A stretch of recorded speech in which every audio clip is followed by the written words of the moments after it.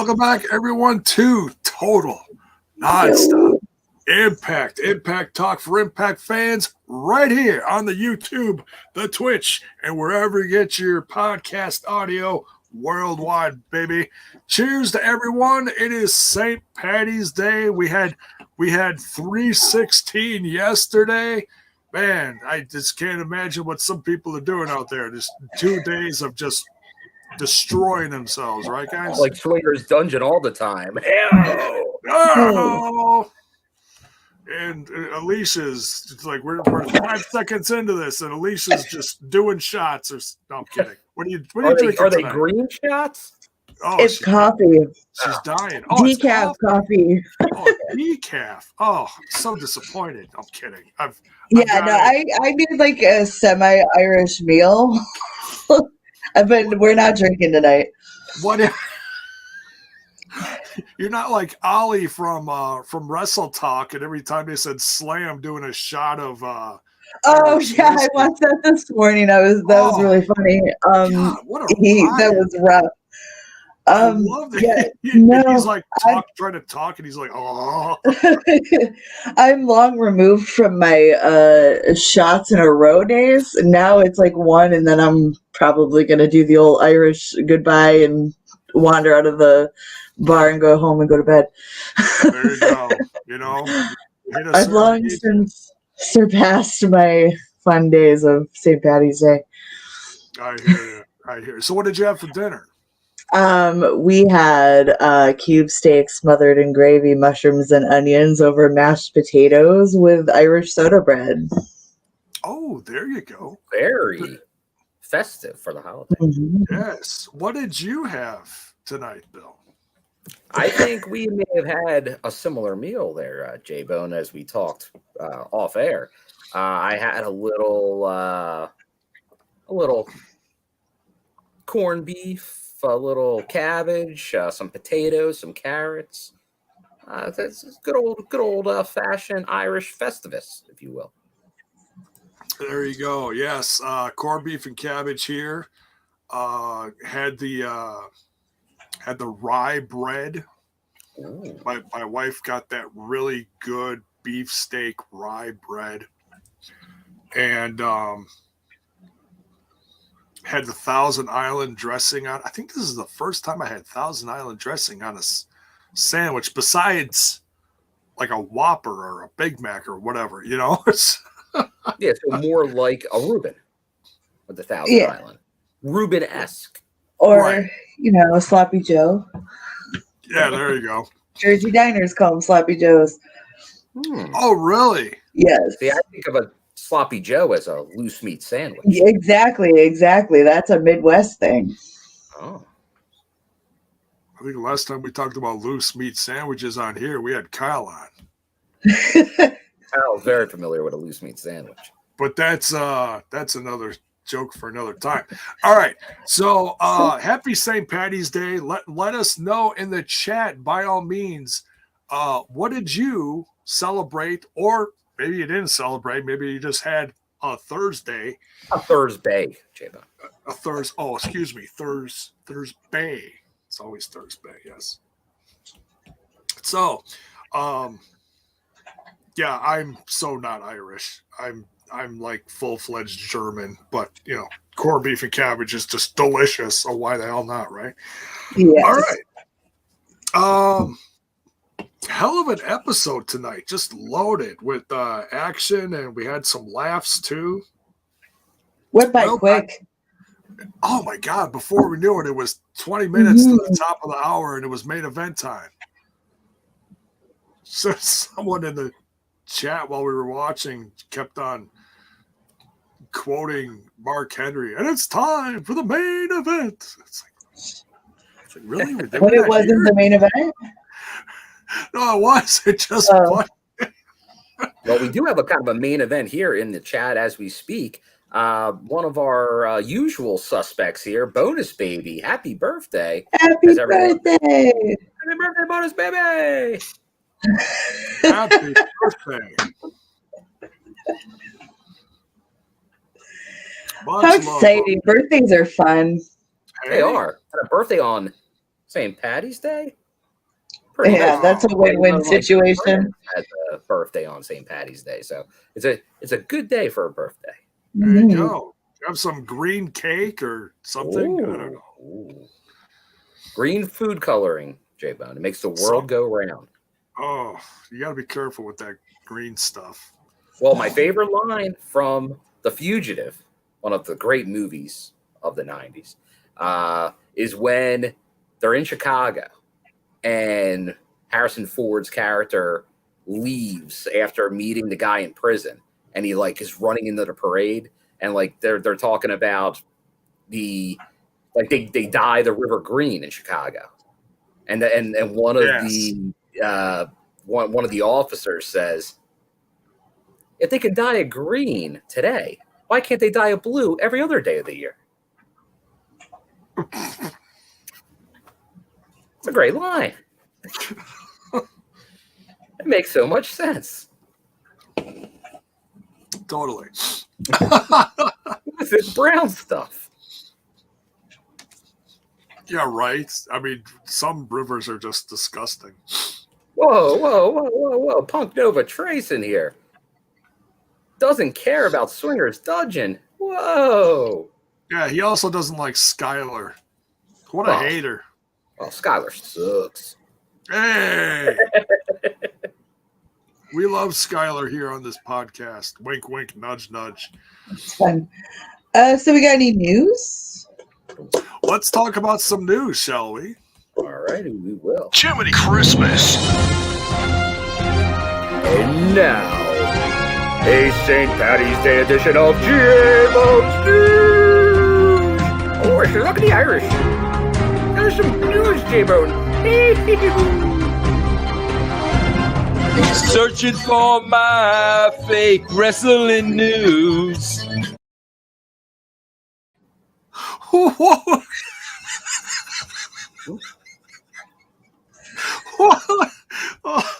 Oh, you cracked me up, brother. I don't know what the hell that was at the end there. That was great, though. Was that, it's like, you know, you hit your head on the Blarney Stone? Is that what the... Yeah, that Blarney Stone. It's tough, man. Yeah, gotta look out for that. All right.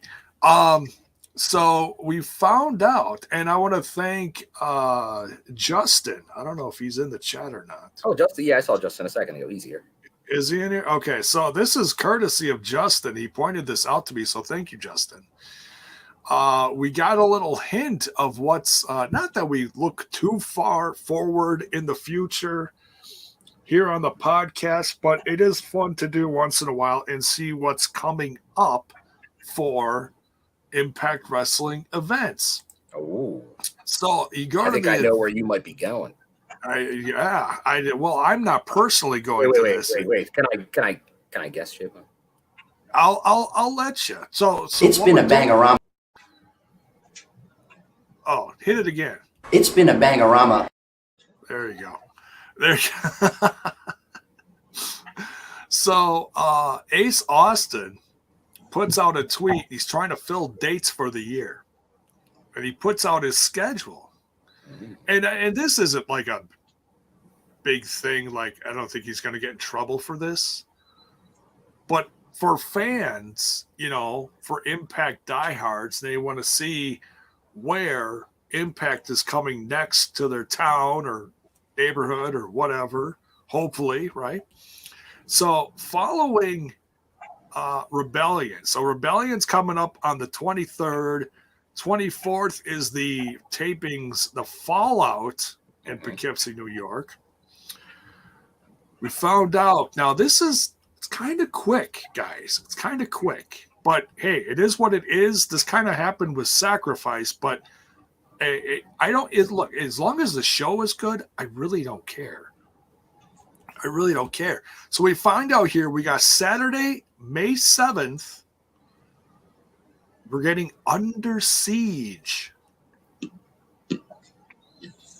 Starring Steven Seagal. Steven Seagal.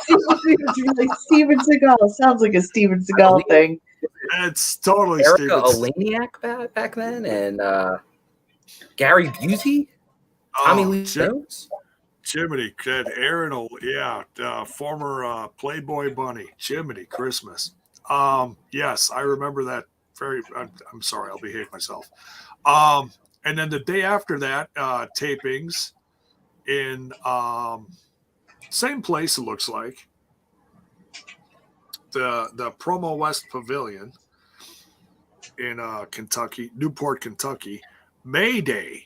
That's what they're calling the day after that. So you got Saturday. Now, J-Bone, where did they announce this? Did he actually say exactly where it was and all this? Like, was this confirmed tonight? Because I may have missed that. I don't think they said this on the show, but in the schedule, they showed May 7th and May 8th Impact. So that's his schedule. Correct. So that I saw. But I didn't know Yeah. if we actually knew I didn't know we knew the location and stuff like that. That I didn't know. We knew the exact building. So then that's actually newly on the events page. That It is is on the events page now. Okay. the Promo West Pavilion at Ovation in Newport, Kentucky. Now, is that where they today? Is that where they just did the, or is this different? No, that was in Louisville. Hold on, I'm confirming it myself here. Yeah, it was not in Newport. Newport, I believe, is closer. That's northern Kentucky. Someone could correct me. Closer to Cincinnati, I believe. Maybe like right over the border. I'm double checking here. Okay. So they're going heavy in Kentucky because we already know they're going back there in July for the 15th and the 16th. Right. So then we continue to look at the schedule here down the road, and he's got a few dates for AAW sporadically throughout the next few months, which is nice to see. And then this last page, June. Now there's no place here, but it says June 17th through the 21st, Impact Wrestling. What do you think, J-Bone? Oh, that's Slammiversary. That's the early big 20th anniversary this year. Well, actually, would be fitting for the 20th anniversary because I believe the first Slammiversary was June. I have to go back to the exact date. Wait, 20 years ago in June. 20 years ago. Yeah. If you go back and look at those first tapings, I don't have my notebook on me here. Let me just quick scroll to the old Impact Plus here real quick. We go to the Asylum years. Come on, page load. Here we go. June 19th, 2002. So, perfect timing. 20 years. So then if we look at a calendar and see when that falls. So we got March. Come on, April, May, June. 17th. What did it say? 17th through the 21st. It's gonna so if they do Slammiversary on a Sunday, it'll be exactly 20 years. That is the 20-year anniversary of Sunday? Yeah. That is They want to be Saturday, we'll give them the pass. Oh, if it's on the weekend, you just say it's 20 years. You know, I'm not going to sit there and be like, oh no, it's a day off. No, it's 20 years, folks. So that's probably the Slammiversary weekend. We just don't have a confirmation on date, place. I was willing to guess. I'm going to stick with Moose and what he suggested, and I'm going to say Nashville. Because you're not far. Once again, you're staying in a similar area. That's what I think, but who knows? And maybe it's still for debate. Maybe that's why Ace didn't put a town next to it. But they also probably don't want to release that. I'm sure they would love to release that information at Rebellion. That's normally what they do. It's like, and coming, Slammiversary. And who knows if they're going to have, remember the last couple Slammiversaries, like who's coming? Remember, there's still that the big, and we'll get into this, Jay, but I don't know if you want to do it as news or at some other point, the whole question mark debate for Rebellion. We'll talk about that next. So yeah, some news on the upcoming events there. Can't wait to see that. Only 9 hours away from me, J-Bone. Easy peasy. Right? That's an hour less than the last one. Lemon squeeze. Closer to Louisville. I'll take it. Right? Not bad.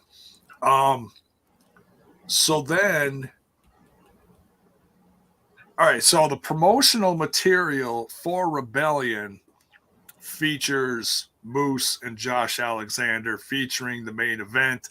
Some of the posters had the big Rebellion logo with the star below it and a big question mark in there. Now, some of the most recent material coming out, for example, if you look at the Fight TV promotional poster that's on there, it's not the same as what's on. Yeah, you can pull up the Shop Impact as well because they have the shirts for Rebellion, the face-off shirt, and just the logo, and neither of them have the question mark. It has been okay, so that's all been redesigned without the question mark. It's very interesting. So it's like they had something coming, but maybe something fell through. I don't know. Like the old one from last year had the Omega symbol. correct. Obviously representing Omega. I don't know if, like, this is pure speculation. Don't take this as news. Just one thing that flew through my head on a whim. Maybe they were looking forward to the return of Sami Callihan. And depending on his progress, maybe he was the question mark as like the big woohoo surprise showing up, whatever. I have no clue how he's doing. Physical therapy. How many months has he been out now? That was late summer. Really? Early fall. Like that was, I forget if it was the August set or the September set last year of tapings. Yeah, it's been a while. I can't wait till he comes back safely. Yeah. And 100%. Yeah, I don't want them to rush it. Some people rush their comebacks. They don't care. They just got to get back. Got to nurture your body. Like a perfect example, I always look to. I love the guy, but John Cena has neck surgery and walks into the building the next day. Hey guys, how you doing? It's like, it's like, no, rest yourself. Take care of yourself. Cody, thank you. Says it was August. Okay. It was the August. Okay. Mayor says September. All right. Oh, we're going back and forth. We'll let you two duke it out. No, I'm kidding. I knew it was one of the two. Right. They were close. They were going month to month, those tapings back then. It was a month of the year. Hey. All right. So yeah, the promotional material has changed a little bit. It doesn't make me feel any less excited. Number one, hey, we got Josh Alexander back. And as Impact fans who love Josh Alexander, I think we're all pretty excited about that. Maybe he's not everybody's cup of tea, but honestly, he's the one guy. Sometimes you hear some people in the audience say, I'm not like this guy. I don't like Skyler. You hear little things like that. This guy, that guy, this girl, that girl. I've never heard anyone say, I can't stand that Josh Alexander. Oh. Who would they be, J-Bone? I don't know. Other than Moose. I don't know. They probably watch MLW or something. Oh. Ouch, Bone Man. Court Bauer didn't like that. Yeah, he's too busy with suing up north. Anyways, what else? What else is going on? I don't know. You're the newsman. We obviously we had the passing away of Scott Hall. Folks, if you have not seen our tribute to Scott Hall, we had it a few days ago. What was it? When was that? Monday? I think it was Monday. Yeah, it was Monday. We did a tribute Monday night. So go check that out. And Alicia, you worked there for the tribute. You got any thoughts on Scott Hall? It's just, it's sad, it just seems like a heartbreaking business considering how suddenly we lose a lot of people. So it's just sad. He left behind a legacy. Oh, one of the biggest ones. He revolutionized the business. He and Big Kev. He's one of those handful of people that people knew who he was who weren't wrestling fans, kind of like the Hulk Hogan train of thought. Is like, even if you didn't watch wrestling, you knew who Razor Ramon was. Like, Kevin Nash, especially these are dudes who dipped into Hollywood around that time too. So they have a legacy bigger than wrestling as well. So, it's sad. There you go. Yeah. Rest in paradise. Yeah. Bill, anything you want to add from you did on Monday night? Just I obviously it's definitely this is a tough one because I think we all that's our generation there with Scott Hall. Obviously I'm not familiar, as I said, with the AWA stuff. That was more wrestling magazines. But when he went to WCW as the Diamond Stud with Vinny Vegas and Diamond Dallas Page, that was my first experience. And I was like, oh, this guy's pretty cool. And then obviously Razor Ramon, Scott Hall to the Outsiders, the NWO. And then obviously a huge run in.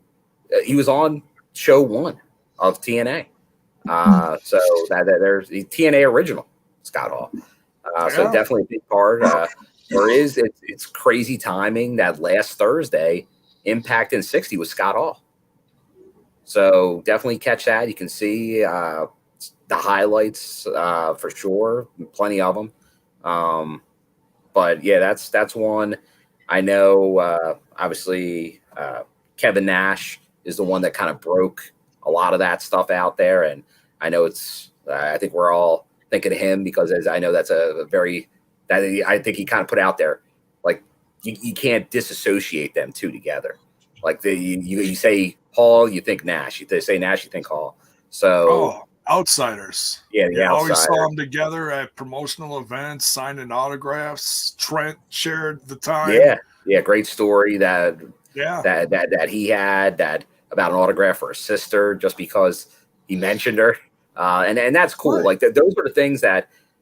Like a lot of reason why Impact. I think once you go to a show, you interact, those type of things happen. Like they have a very welcoming roster. Not to say other ones aren't, but I think they've always made it a point in their history to be like they go that extra, be like interact with the fans, like make fans, like interact with the kids, do stuff like that. Like that's how you build fan bases going forward. You just don't cater to a certain fan.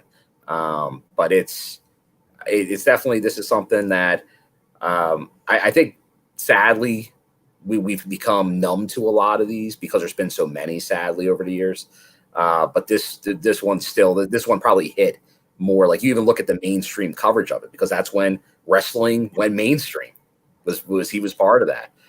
The Hogans, Nash, Hall, that late 90s, early 2000s was by far the biggest time in wrestling history that we'll probably never see again. It was so viral. I mean, like Trent was saying, and I personally didn't see this because I was not as into wrestling as others were at that time. But he's like, you go to Walgreens, you go to your little corner drugstore, and they got NWO shirts for sale. It's like, what the hell? That's it was booming. It's so booming. It just pivotal time in the industry, and he was one of the most iconic figures back then. And man, it's one of those things that he had a lot of ups and downs in his career, and the man's at peace now. That's all we can hope for. So cheers, Scott Hall. We love you. We're gonna miss the hell out of you. Yeah, and I'll still say, like, I'll continue to do the biggest takeaway I had from him during the Razor Ramon days. Like I say, like, I do the airplane. Like when I'm at times, like if I'm walking, it's just like all of a sudden, like it's a great way to balance yourself. It's like, whoa. But he just did those little things, and that's the key. Like in wrestling, it's those little things that people notice and pick up. It makes you stand out from others, and he was great at that. He had the little mannerisms, the little lines. Hey yo, like come on, who gets over hey yo other than Rocky Balboa? Scott and a Hall. Toothpick. And a toothpick. Right. Like it's great gimmick work. Priceless. Like really, you see it at times today, but they don't do that anymore. Yeah. It's a lost art. So kudos. Like he did it very well. Yeah. Never forget him. Bill, anything to add as far as news stuff? I think you got most of it covered. Did we talk about it the other day? I know they added some more matches for the Philly tapings that they're promoting. Do we want to say what those are? Yeah. Let me just get rid of this. Obviously, anyone that's local, if you haven't got your ticket, go get them. So some of the promotional stuff is up on the site already. VBD versus Good Brothers clash in a tag title Lumberger. Yeah, wow, Limburger? Lumberger? No. Lumberger. It's a cheesy lumberjack match. How about that? There's also going to be a Philly street fight. Yeah, which we heard talked about on the show tonight. Both involving the Knockouts World title. Mickie James going after Tasha Steele's Knockouts title. I don't think there was anything else. I believe there's a rematch for the that we saw as the opener tonight. Motor City Machine Guns versus Beyblade 2. Yeah, there we go. I don't know if there's going to be another stipulation added onto that, but hey, and I'm not complaining. That tag team match was amazing. Now, it's almost like, and I don't know if people are just ribbing us in the chat right now, but Fake Wrestling News put out there, Falaba was gone. Oh, by the way, did you know on this podcast about 2 months ago? Am I right, J-Bone? Maybe 3. Yes, it's been a minute. But thanks. One thing I noticed. I don't know if this was on Impact Plus, like only Impact Plus. I did not look at the YouTube yet. But I noticed that on there, they had about a 4-minute breakdown. Matthew Raywald and Tom Hannafin give you everything you need to know about tonight's episode. Little preview. I like that. Kind of nice. So basically killed what I do for a half an hour before the episode. Thanks, guys. Thanks, guys. No, it's something. It's not a bad thing. Those two were great together. I got no complaints about them. They've been doing a good job. Good job, no doubt. Yeah, Matthew Raywald's killing it with Tom Hannafin. Tom Hannafin, dude, he's just smooth. Like butter. Smooth. Like cream cheese. Hey, you know about the cream cheese. What are you saying, Jeff? Because of the Philadelphia cream cheese? Yeah, you know about the cream cheese. You're a Philly guy. And Alicia, now you're in Philadelphia too, right? You No. used to be Jersey. I'm in Pennsylvania, but I'm not in Philly. Oh well, you're in I'm Pennsylvania. somewhere. You're in the state where okay. Yes. You're in the general vicinity. I'm convenient. Somewhere out there. All right. A little bit of here and there, everywhere. Right. Man. Man. All right. You dig what I'm saying, man? Exactly. All right. Let's dive into this episode of Impact Wrestling for the St. Patty's Day. Starting out hot here. Bullet Club, Chris Bay and Jay White versus the return. The return. Interesting opening match. It is. I feel like this is something that would have been higher up on the card. I'm not complaining because it was excellent, but it's just an interesting observation. Starting out hot.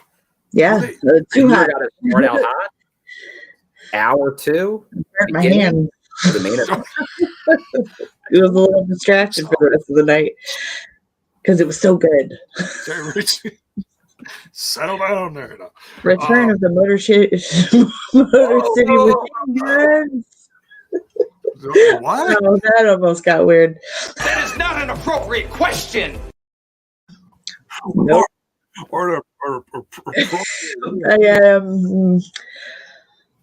Take 2. Yep. Motor City Machine Guns and go.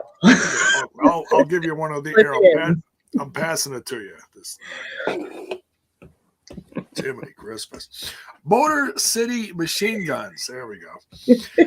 Sabin and Alex Shelley back together again in the Impact Zone. Man.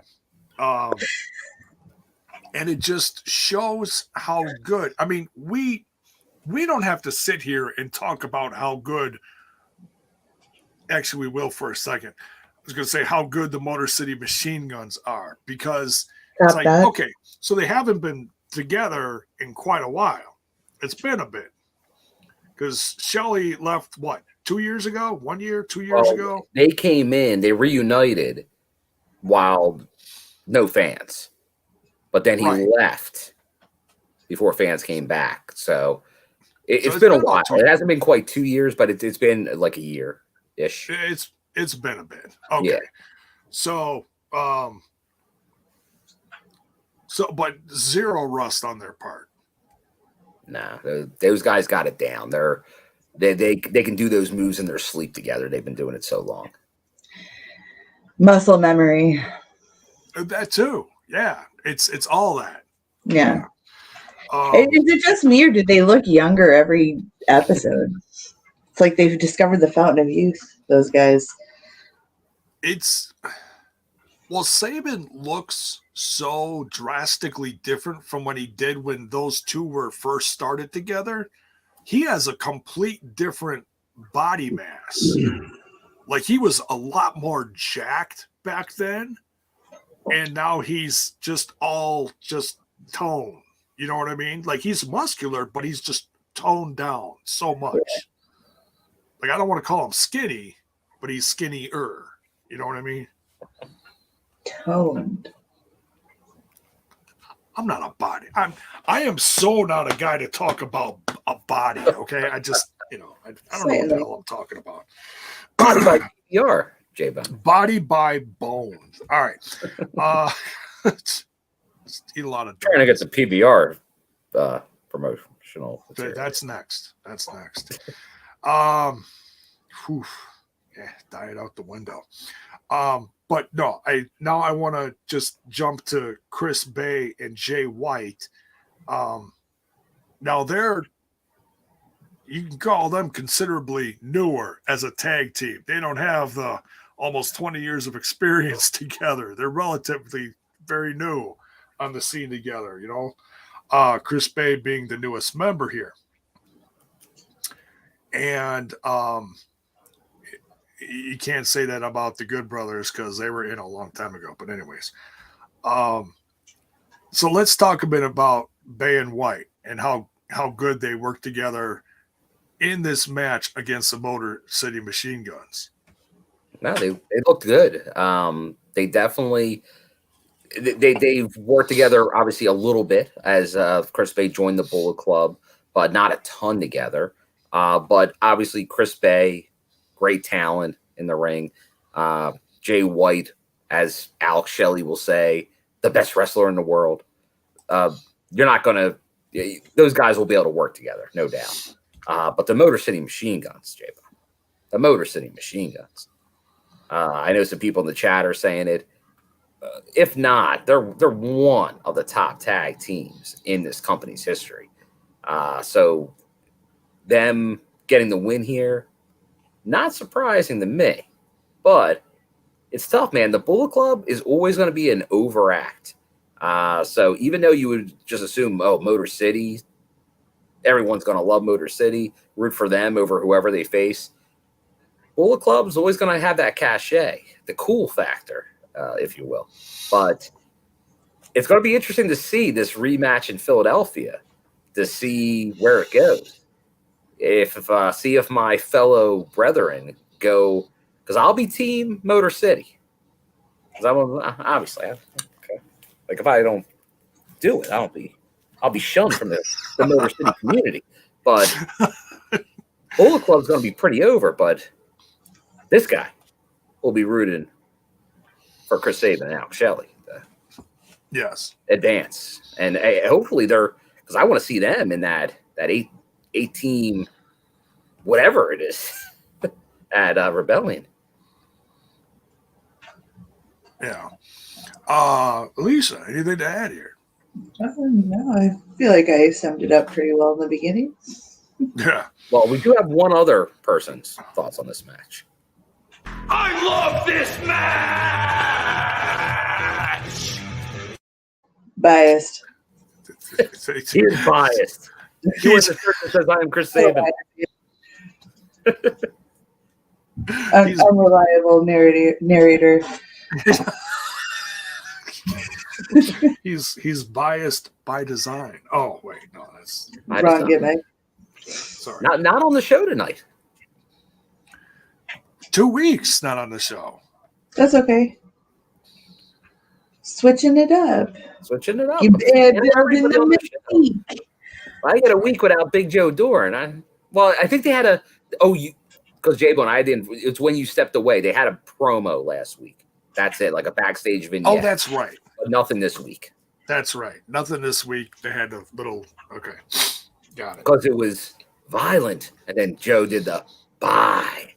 So Joe's now the bye guy. I just gotta. But you're right, Larry's why they were on BTI instead. Oh, that's right. Yeah, I need to watch that because I want to see that. So there was Diener versus. Was it Diener? It was Diener. Diener versus Carl. Carl? Who? Carl Anderson. Oh, Good brothers. From the Carl. One finally. Never gonna get over it. Carl. The guy from the Hunger Squad? The neighbor guy in the sweatpants? Oh, I'm kidding. Sorry. I took it too far. Hunger Force? Yeah. Yeah. Carl. Now that's a gimmick. I thought you meant from The Walking Dead or something. No, that was young Carl. It was like a Christmas story, but he actually did have his eye shot out. Oh, yeah, with that thing. Anyway, Jiminy Christmas. That went. Oof. Okay, so. Oh yeah, and just because Critical Sting is putting this in here, and I got to say this every week. If BTI is 40 minutes, could they start airing it at 8:20 instead of 8:30? I don't get why. Like, I understand this fits in well with it ending and then going to YouTube for the show that starts later than cable. But it wouldn't be that much harder to start instead of 7:30. Put it on at 7 Eastern, and then we can watch BTI before the show. I think that'd be a good move. Just saying. Well, I mean, there's a lot of things in this world that would probably make a lot more sense than what's going on right now, but Yeah, like that one, it just feels like I get it. You're looking at it as just YouTube online, but now that BTI is not on TV, you got to think of the cable audience. Carl, that kills people. There's another one. All right. Yes, Valentino is present. Yes. Good evening, Valentino. Good evening. What are you doing? He's like trying. I got a new computer chair, and so the old one, he could lay on the back, and he can't do that on this one because it's really thin. And he's like, "Why not? Why I no fit?" And I am unfortunately the jungle gym in this experiment. So, always full of claws. You just clawed me up. Yep. I've been there, and it's every day for me. It's sad. All right, so I know who the real star is here. Right, yeah. Valentino, you will be internet famous. Yes, we all love Valentino, and Valentino loves himself. All right, yeah, he's very vain. So the match was great, but the end of the match very controversial. Oh yeah, because I was in really near fall, right? It was counted to 3, but as soon as he hit 3, Jay White snuck in to try to, knock the pin out. Too late, Jay White. But was it? Too late. Controversy. It's very controversial. Rewind the tapes. You need a video review. And I'm waiting for a certain referee to hop in the chat here so we can get his opinion. Oh, he might know a little something about this one. He may have an inside perspective, if you will. So I'm patiently waiting his presence. He had a rough night tonight. Because they did not like. There you go, Cody. That was a clean pin. Anyone else saying otherwise is a stooge. I mean, I'd like to see the slow-mo replay because it happens so fast. It's really hard to tell at normal. I'll slow it down for you, J-Bone. Okay. It was a 3. It was a 3. That's too fast, Bill. That's still too fast. It was a 3. No, I mean the videos. Oh. Anyways, this is an audio podcast too, J-Bone. Come on. So we'll see what happens with said referee, and maybe if he does pop in the chat later, we'll read him his rights. No, I'm kidding. Oh, you're a critical sting. I see what you're doing here. Clean pin because the switchblade couldn't cut it this time. Cut it out. Yeah, like dull blade. Oh, yeah, that's right. More like dull blade. Better get your sharpening stone, Jay White. Sorry. We watched Highlander last night. I blame that. Highlander? Yeah, you know there's big stars of a wrestling show and the Fabulous Freebirds are in it. It's kind of crazy. I'd never seen it before, so this is like a first for me. I got to talk about it for a second. Wait, you said the Fabulous Freebirds, right? I don't know what they're called. The tag team. Yeah. The stable. The stable. It was the 3 of them. They're in I don't know who they were against, but they're in the movie The Highlander. The Highlander, there could be only one. With Connor McLeod, you don't really? Have you guys ever seen this movie? Did I imagine it? Is this a Mandela effect? Sean Connery. Which is very controversial character. Like I've seen parts of the movie. I've never seen the whole thing all the way through. Dude, you should watch the whole thing. We put it on last night, and I watched it, and I was like, "Wow, this is iconic." It's bad. And so there's one point where I'm like, I can see his wires. But it's so good. It's so bad. It's good. It's like if you love those 80s action flicks, I highly recommend it because there's a lot of sword fighting in alleyways in New York City, a lot of beheading. Yeah, he doesn't get tired of that. Sean Connery plays a Spanish swordsman while keeping his Scottish accent. He also says he's Egyptian in that movie. Does he walk like an Egyptian? Oh, so it's just a lot of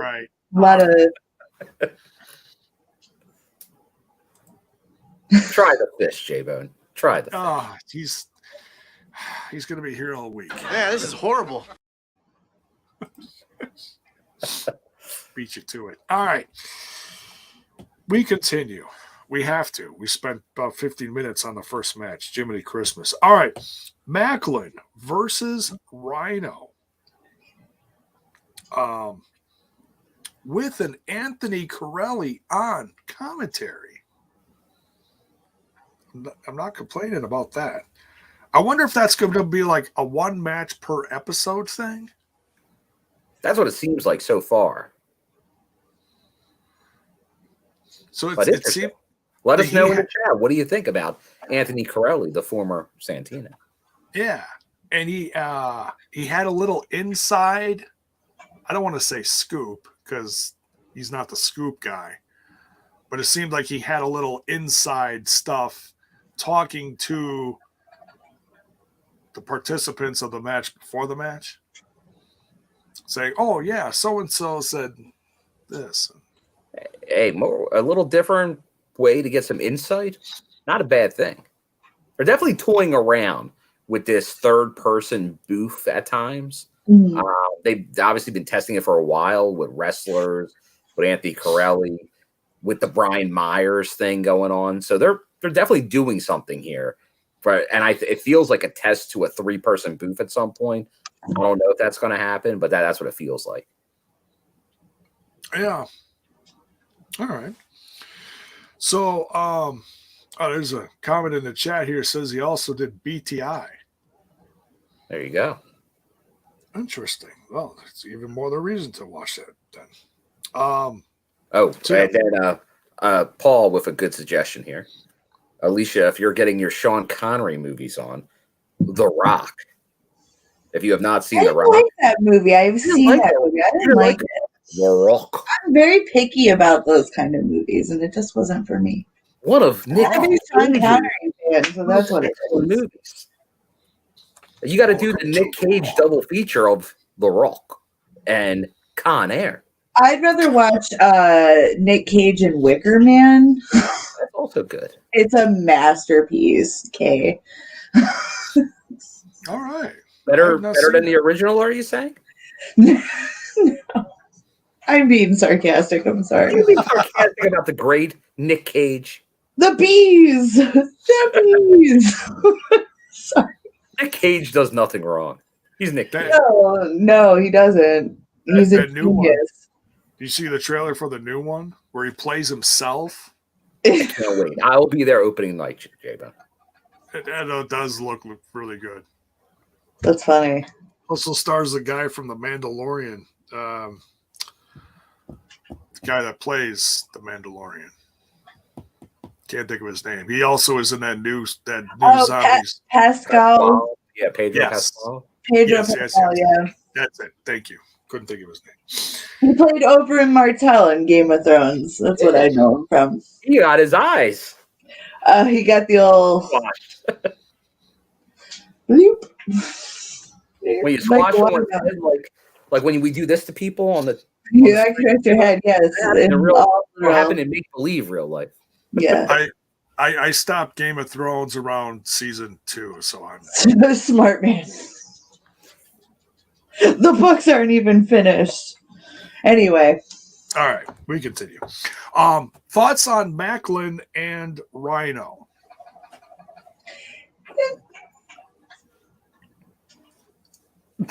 Well, someone should say something. Go for it. Well, you started out with I was just making a noise. It was a great noise. I want you to continue with the. I kind of would rather address what happened after this match because I perked up a little more with that. I don't know. I'm just not sold on Macklin. Nothing personal. I am sold on Macklin. I 'cause think with Macklin Yes. with the Ring of Honor stuff. I think he's the hero we need still. I like Eddie's kind of doing it with Honor No More. It's like I'm anti the company. I'm not the bad guy. Impact's the bad guy. We're the good guys. And I think Macklin kind of did a similar type of thing. And he is. He's the lone wolf, which Impact, AJ did it, Davey did it. That whole I'm not going to have friends. Morrissey, when he first came here, did it. But Macklin's sticking to it. Like, he worked real briefly because Josh Alexander got sent home for being a bad boy. But Macklin filled in there. But for everything else, he's solo. So I still think Macklin, probably not this year, but by next year, I see him like I could see him as world champion in 23. Oof. All right. Well, he certainly plowed through a Rhino tonight with his own spear.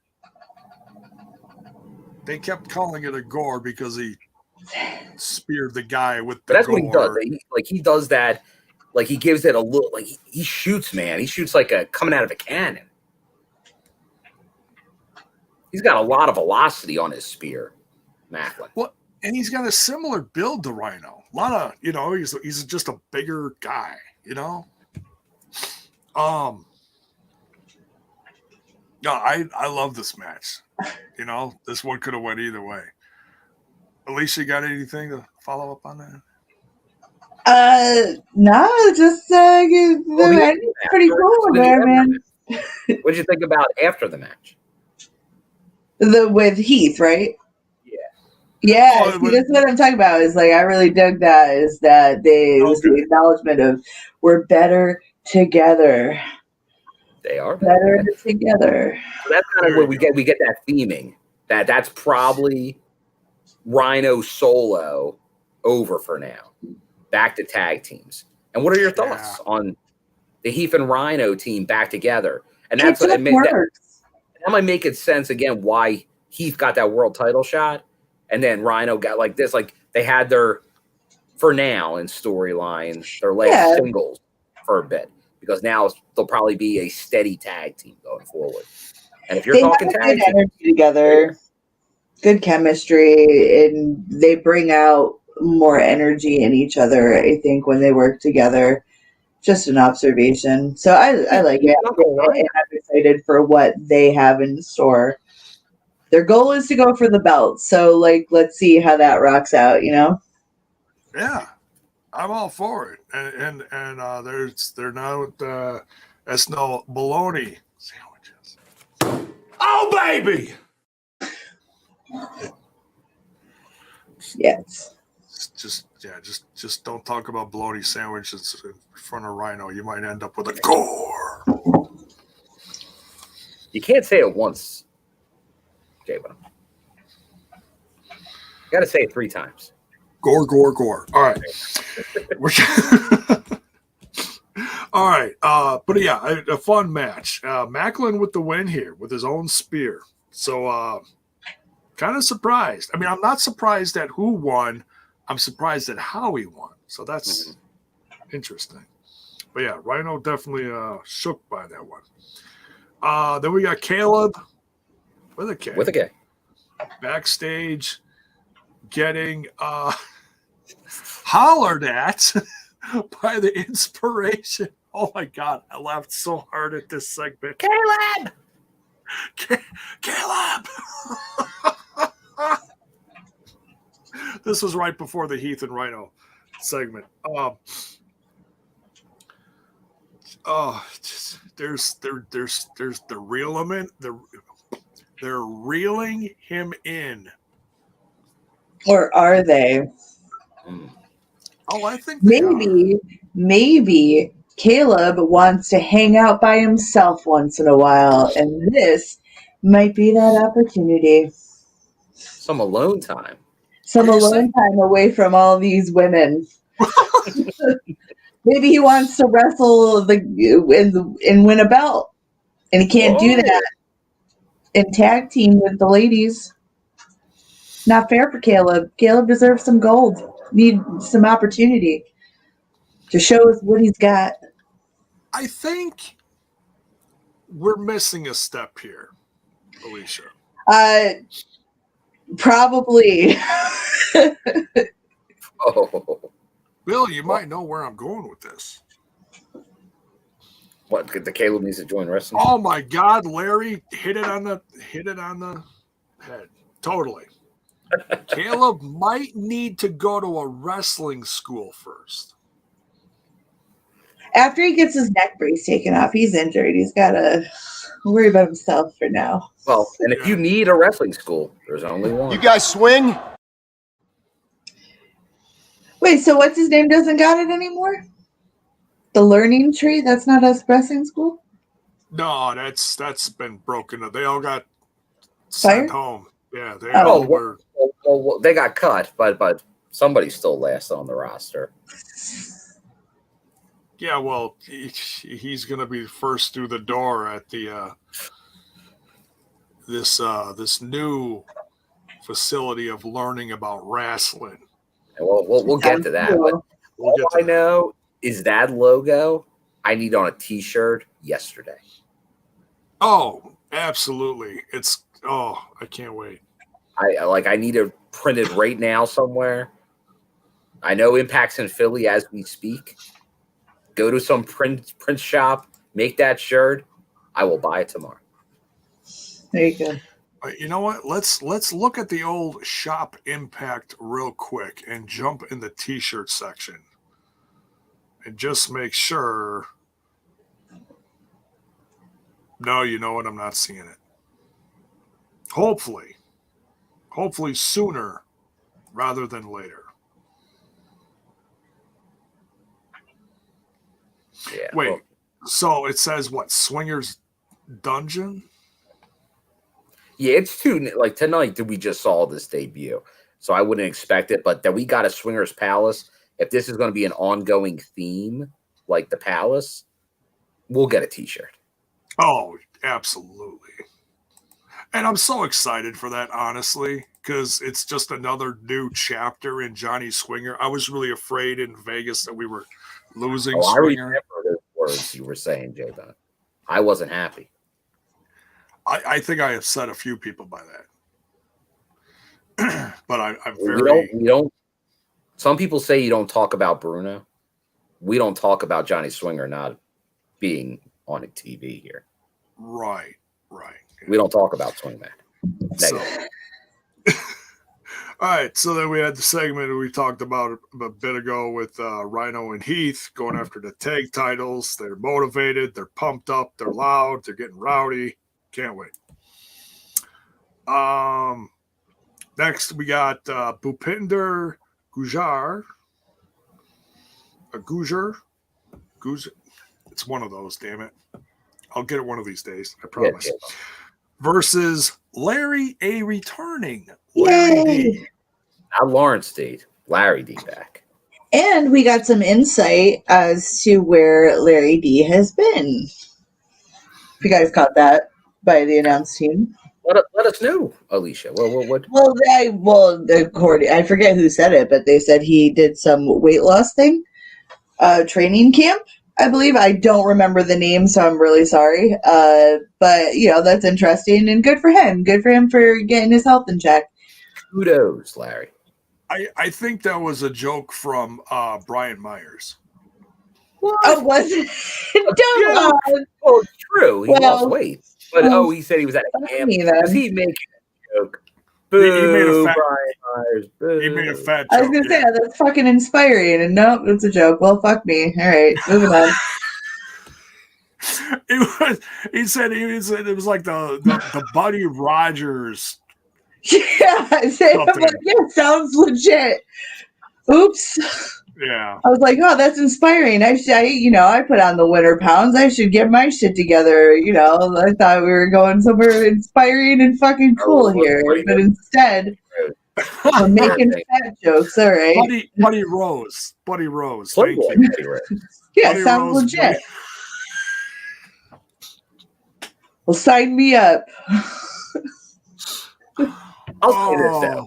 Brad Myers, he's like doing Dennis Miller on Monday Night Football. He might be going over people's heads with these references. Like That's mine, yes. school. It's now it's fake now. I know the name, but that might be a little too much of a throwback there. Like he's popping himself with that. Like Johnny Swinger. Oh man, obviously we love Johnny Swinger. He throws so many references in a short period of time. I don't get them all. I get enough of them to know where he's going with it. And like, okay, maybe I'll get like 75% of his references. And then it's like, there's a couple, I don't know. He's probably talking about something only people in one state might know that reference. Like that's the Alabama 1994 territory, brother. Like that, like, throw these things out there over your head, but it's funny.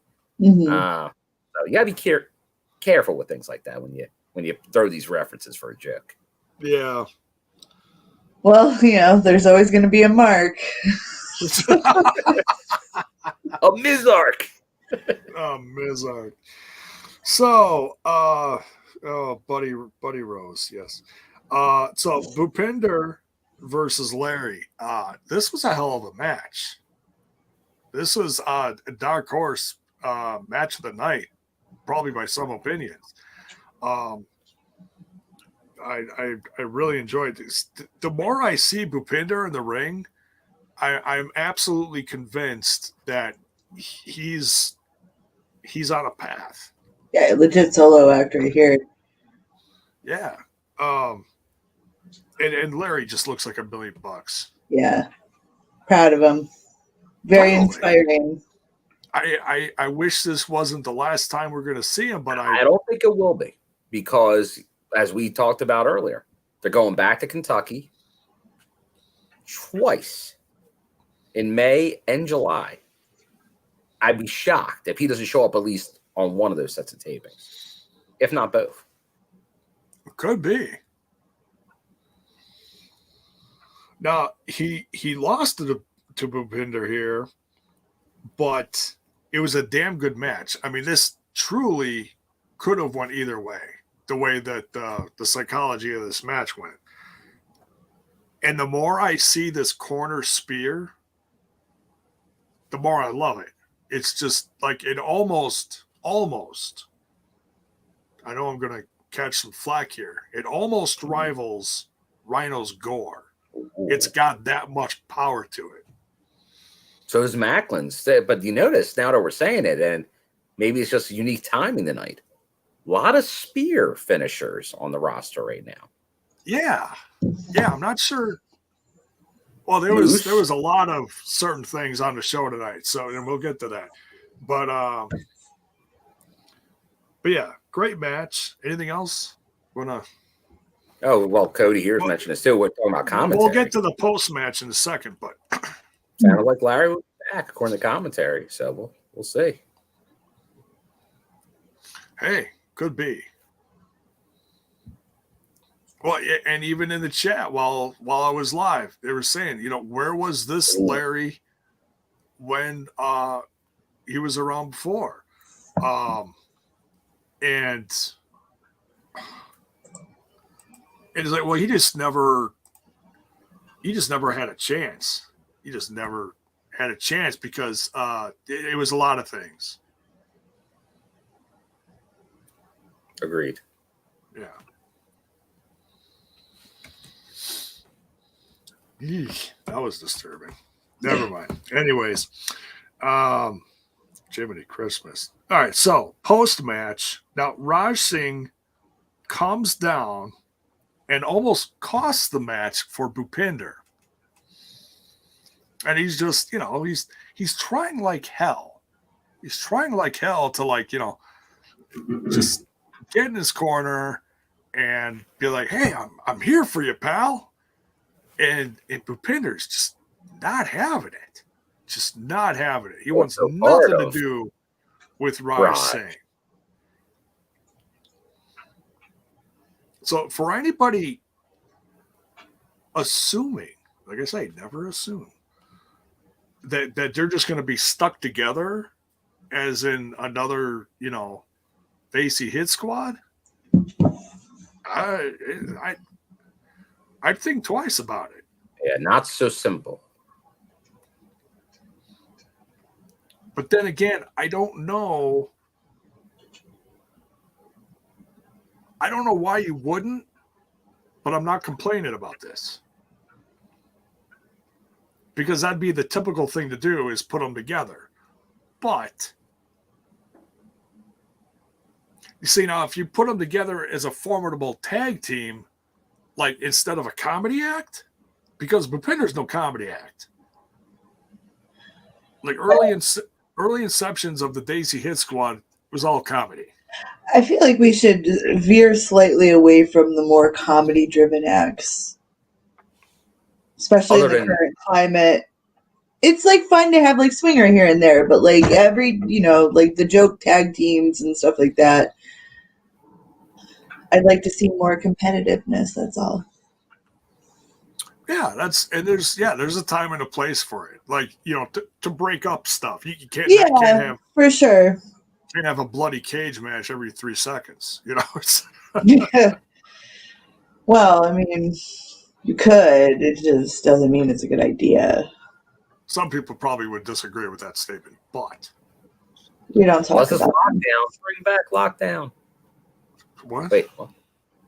The pay-per-view, J-Bo. The pay-per-view. Oh, lockdown. Yes. But I wonder if that's keeping them from doing it. That was supposed to be in March of 2020 in Windsor, Ontario, Canada. And since that has not happened, I wonder if it's almost just the name concept they don't want to bring up till it's a better time in the world. Oh, I didn't even. It might be just a safe pay-per-view name to drop.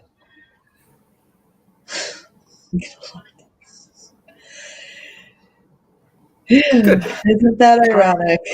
Kind of like Elimination Chamber in said places. There just comes a time where you got to kind of move with the times, and some things just unintentionally become poor choice. Yeah. Nothing personal against the pay-per-view, just the situation it might trigger for people is the problem. Yeah, I mean, and that's a real thing, People were definitely traumatized. Yeah. Anyway, I had to have my head screwed on 3 times last week. So with all this stuff going on with Raj, he gets severely rejected from Bhupinder. And all of a sudden we get a Morrissey. We get a wild Morrissey out there.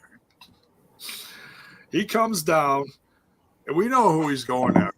He's going after Brian Myers. And Brian Myers, before Morrissey can even make it partway around the ring, Brian Myers already did the other 3/4 lap and up the ramp. Death cloud. Brian Myers has left the building. He's gone. He's just gone. So while all this is going on, Bhupinder gets rid of Raj Singh, and Raj Singh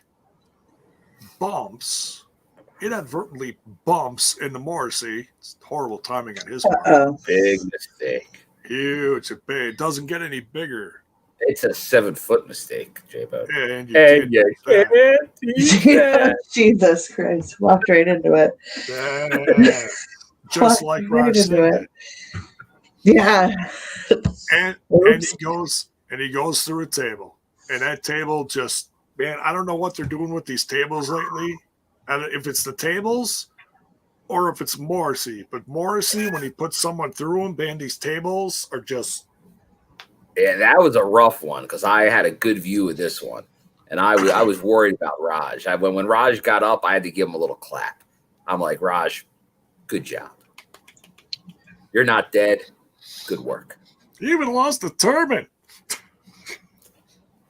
Jiminy Christmas. But did you see how excited Morrissey was to put him through that table? Oh, my God.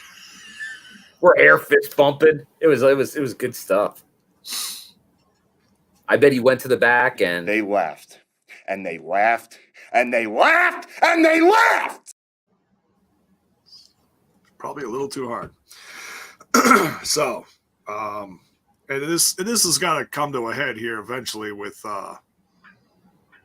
Brian Myers and Morrissey. They've been building. This feud's been building for a while.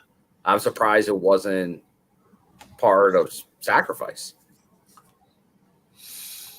Oh, Morrissey wants to be on the pay-per-view. Why not? Why not put a few more people through a few more tables? Rebellion, man. Or does Rebellion see Brian Myers and a friend go against maybe Morrissey and a friend? Oh. And if you want to speak of news, a said friend of Brian Myers has confirmed he's bringing a little luggage with him to Philadelphia tomorrow.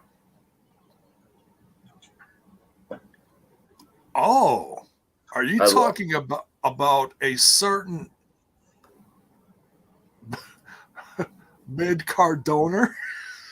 Oh, I'm talking about a mid-card. What the truth is, you're nothing but a mid-card donor. That is now the best Moose soundbite we have. It is. It is. It rivals. I'll always have. In my ass.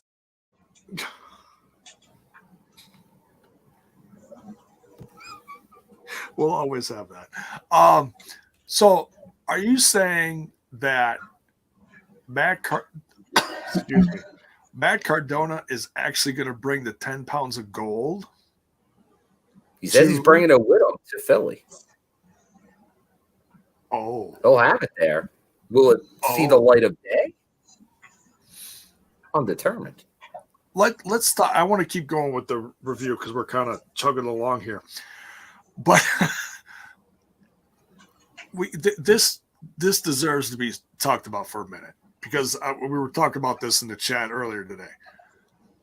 Do you guys realize that within the last 24 hours, they finally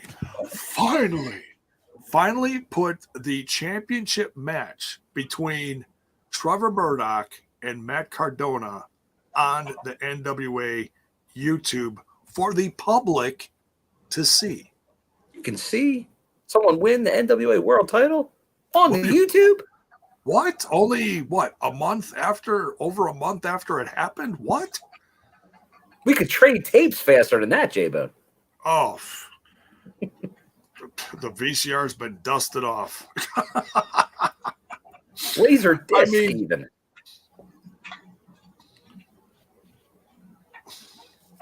I don't understand. I mean, I'm not going to sit here and try to understand it because I haven't been up on the whole NWA thing for a while now. But I'm excited about Matt Cardona being champ. So if you made Matt Cardona champ and you're trying to give your company a kick in the ass, why would you not put this out to the public to see? Put this on pay-per-view. Put this on Fight TV. Put this somewhere live. But you just leaked it to social media like, you know, it ended up on the Twitter box moments after it happened, and you had to share it through somebody's iPhone. Yeah, that is the problem, and we can be thankful here for Impact for having a TV outlet and a streaming service of their own. So it is strangely appropriate that the NWA championship has not been in the company for many years now. And I got to also say, when he mentioned this in a tweet, Matt Cardona, he didn't just say he's bringing the 10 pounds of gold. He posted the video from when I was there live all those years ago in that very building of Shane Douglas throwing that title to the ground, saying all these past champions can kiss my ass. Well, Matt Cardona keeps saying he wants to save the NWA. My prediction, we'll see. The tapings haven't happened, so they're not spoilers yet. I think you're going to see heavy heel Cardona with that ECW arena crowd really play in heavy into that. And we're getting the heel turn from Shelley these tapings. Oh, absolutely. The street fight, Nikki Tasha, that sounds like Chelsea heel turn written all over it. Well, because she's injured and Mickey doesn't want her at ringside. Oh, she'll show up. Oh, yes. I think so. Could be a hot It's going to cause some trouble. And not EC3 kind of trouble. trouble. All right, so then we got a segment here with Mike Bailey and Ace Austin talking about Rebellion. Mike Bailey really wants to be that other guy facing Trey at Rebellion alongside Ace Austin. But Ace Austin, I don't think, wants Mike Bailey on the other side of that. It's interesting. Mike Bailey's kind of just keeping him at arm's length. He's playing mind games. Yeah. He's playing mind games on Fulton. He was. I love a little tap it on the nose. Yeah, a little boop. He got booped. Yes, one of us will walk away X Division champion. Boop. Boop. Honor No More. Backstage. And each of them are taking turns talking. And then all of a sudden, Mrs. Edwards, Alicia Edwards, approaches her hubby, Eddie. And the guys are like, hey. Alicia puts up with so much shit. Yeah, they're like, you need to put your woman in check here. Yeah, they were going. That was as strong as they were, and like kind of. Like, I think Taven said, like, "You got to control her, like, get her on a leash." Like he said something like that backhandedly.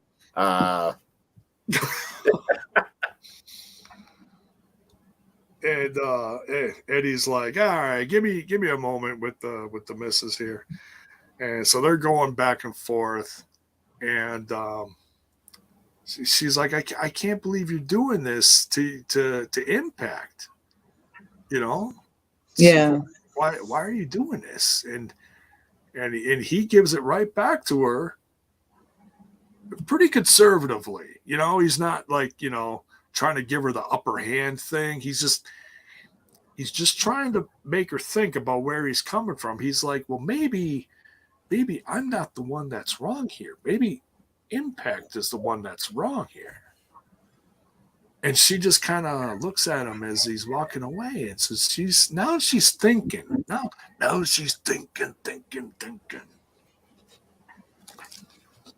There's light bulbs going up. Maybe. Where do you think this is going, Alicia? I don't know. You don't know. You know me, I don't like to speculate unless I'm like really into it. I'm kidding. Honestly, I get the vibe that this might be one of those situations where they might seem, she's like, oh, maybe she's coming to the light and seeing things Eddie's way, or maybe she's going to bring someone in to kind of beat some sense into Eddie. Who could that be? Uh-oh. I could think of couple people. Yeah, they are going to Philly. It allows for some extreme possibilities. Mhm. And we know there's one guy backstage, but do they go that route? No, that's not that is not who I'm thinking at all. I think I know who you're thinking about. Are you talking about a former tag team partner? Possibly. Or a former rival. That too. And isn't it interesting that on YouTube just within 24 to 48 hours ago, they did a Best of the Wolves show. Curious. Right? And he's that Davey Richards is he's making the rounds. In fact, he's been doing a lot of shows around here lately. He was just announced for a little show that's going to be 10 minutes here, 10 minutes from here. Nice. The Big Time Wrestling and Great Lakes Championship Wrestling for the return of the Hardys. Is it the Hardys versus the Wolves? No. It's, trust me, I would love that, but no. It's actually Hardys versus the Ascension. So, and I'm actually pretty excited about that. Hey, come on. Yeah, I love the Ascension guys. But also appearing at that show is going to be Jay Lethal. Who they say? Chris Masters, Davey Richards, and Ron Simmons. Damn. Yeah, it's a loaded show. So, Davey Richards coming to. Oh, and Critical Sting here mentions, didn't he just re-up with Court Bauer? I hear that's 4 hot dogs, 6 handshakes.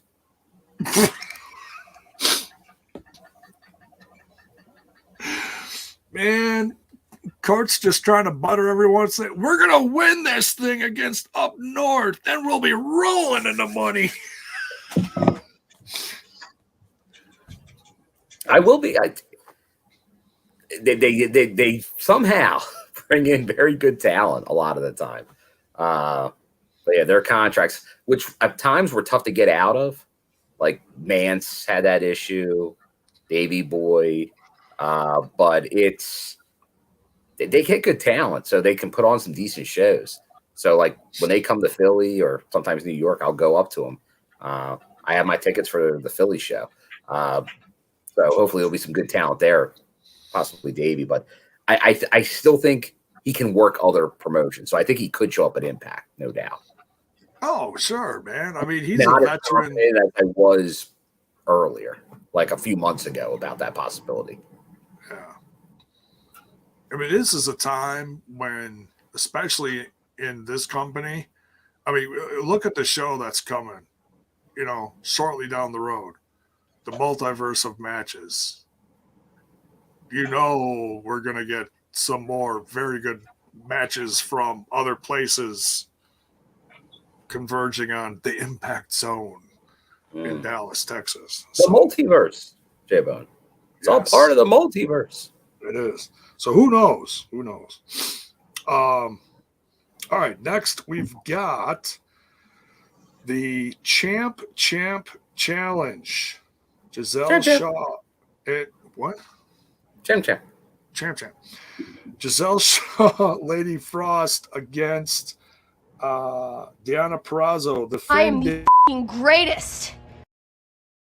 All right, settle down. Jiminy Christmas.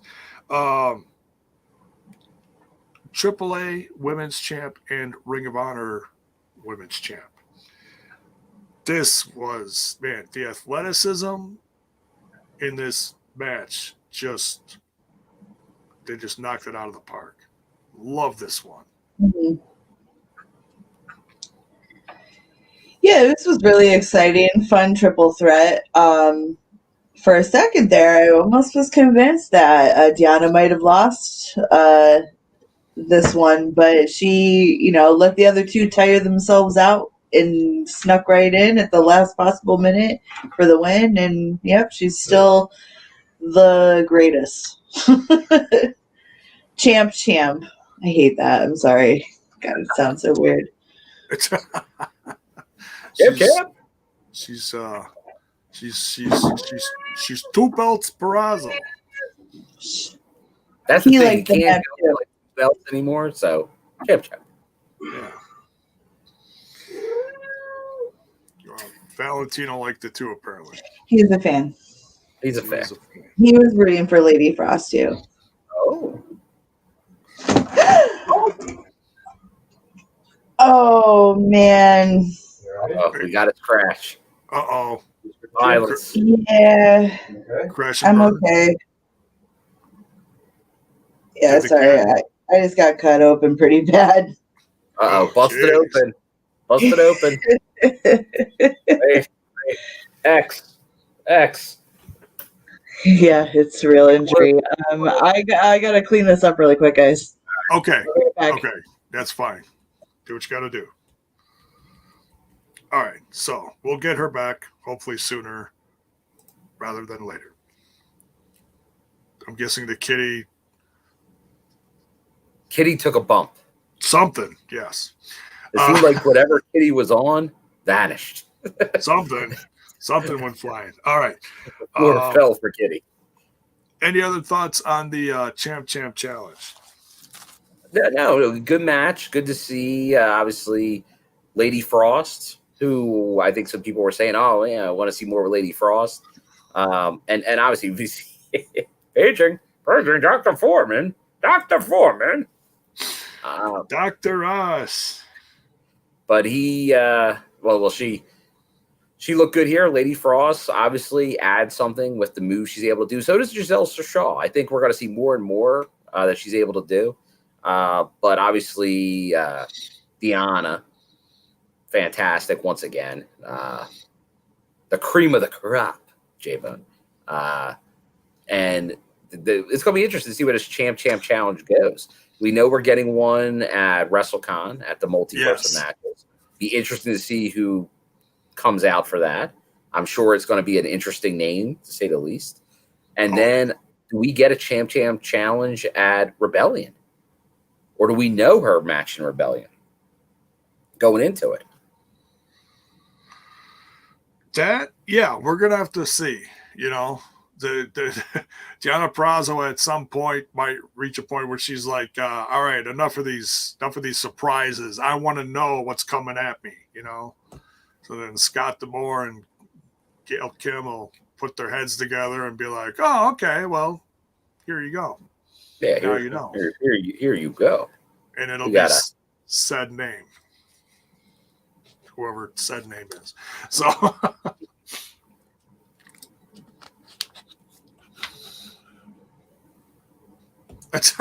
Carrie Rossetti in the chat. Dr. Foreman is still attending to Raj Singh, I think. Yes, probably. Yeah, after what we saw it happen to Raj, he very well may be. They're still scraping. But we haven't gotten to. There was a medical breakthrough on tonight's show. Dr. Ross may have outdone himself this time. When we get to the Jonah match, we'll discuss. Oh, yeah. That it is a miracle. We saw a miracle on live television. Live. Using my quote fingers there. Live television, yes.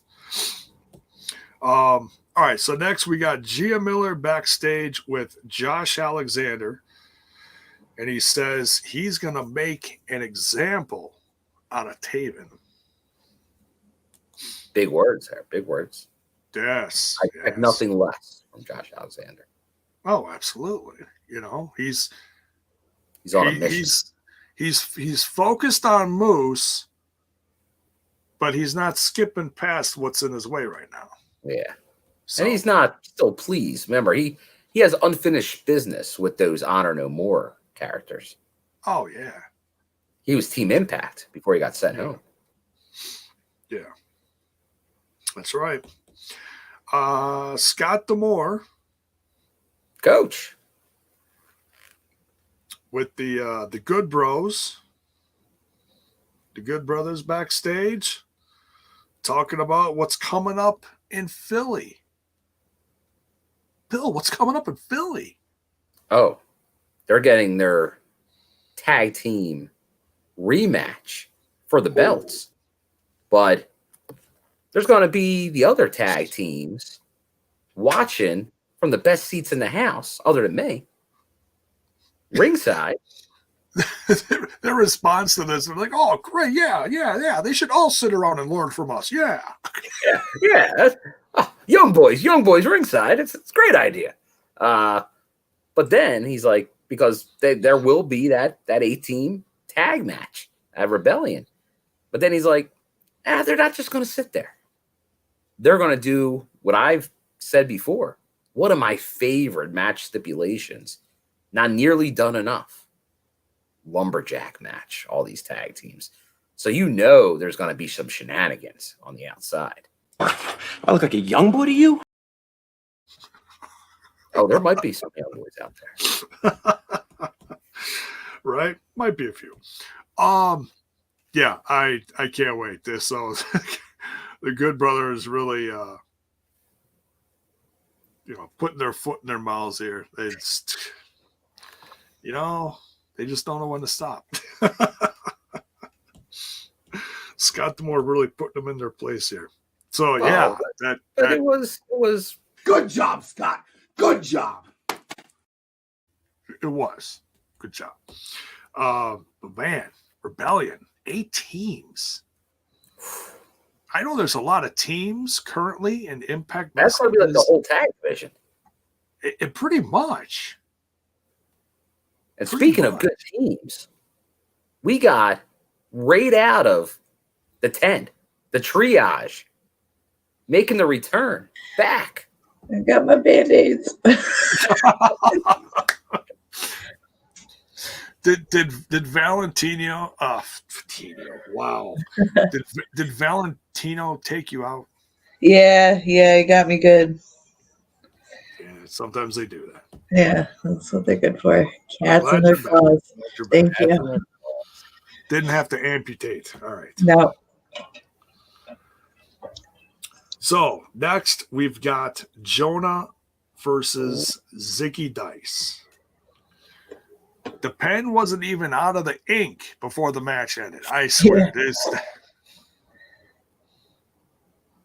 Jeez. I was trying to pump Ziggy up before this match. I was like, Ziggy, twice, man. You got it. You got the book on him now, man.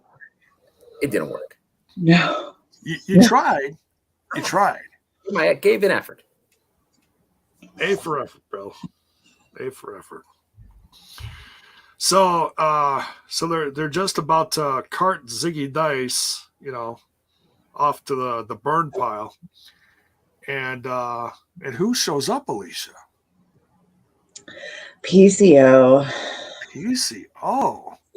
He's not human. It looks like he just rolls on in there.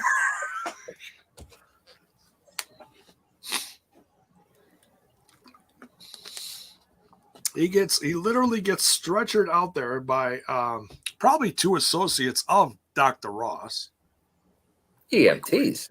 Always got EMTs on file. EMTs staff. with the most. And all of a sudden, PCO sits up. He does his best taker sit up. Rolling can. It is St. Patty's Day, Jabo. Right. Right. Yeah, I got an excuse. No, that was an energy drink. It clearly worked. So he sits straight up and comes down to the ring. Now, the look on Jonah's face, priceless. We have not seen Jonah intimidated, worried, befuddled, scared, dare I say, till now. Well, I mean, he's pissed off a PCO. That's inhuman. He looks like he's seen not a ghost. human. He's not human. Not human. It's a damn ghost. He's a French Canadian Frankenstein. It's actually funny. He came back from whatever situation, and his face paint is a lot less paler than it normally is. thought that was really funny. Like his full face is normally like white with the blue or whatever the slashes down the eyes, and it seemed like he's back to being kind of human. Well, the doc just painted him up a little. Yeah, it's that morgue makeup. Totally. Gave him a little rouge. So PCO marches down to the ring, gets in the ring, faces off with Jonah, rips off the neck brace. Said, I don't need you, neck brace. Neck brace going down. And they start brawling. Security's in immediately. Refs are in immediately, trying to break this up. And Jonah's, the look on Jonah's face just doesn't change. He is still petrified of this.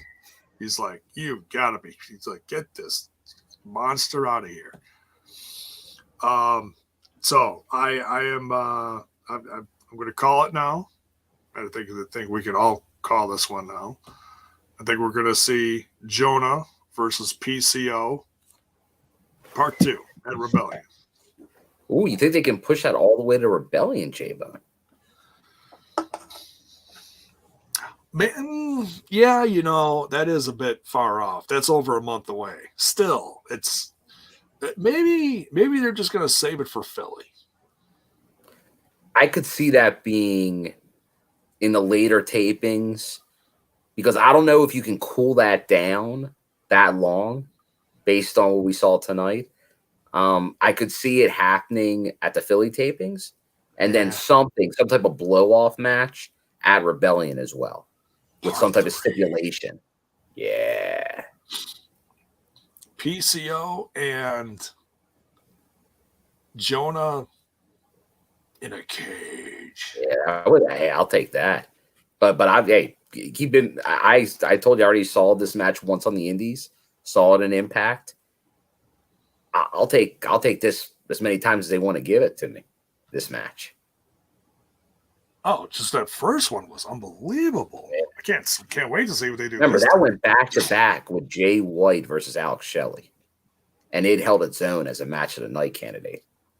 It did. So yeah, give me a series of these matches. I'll take them.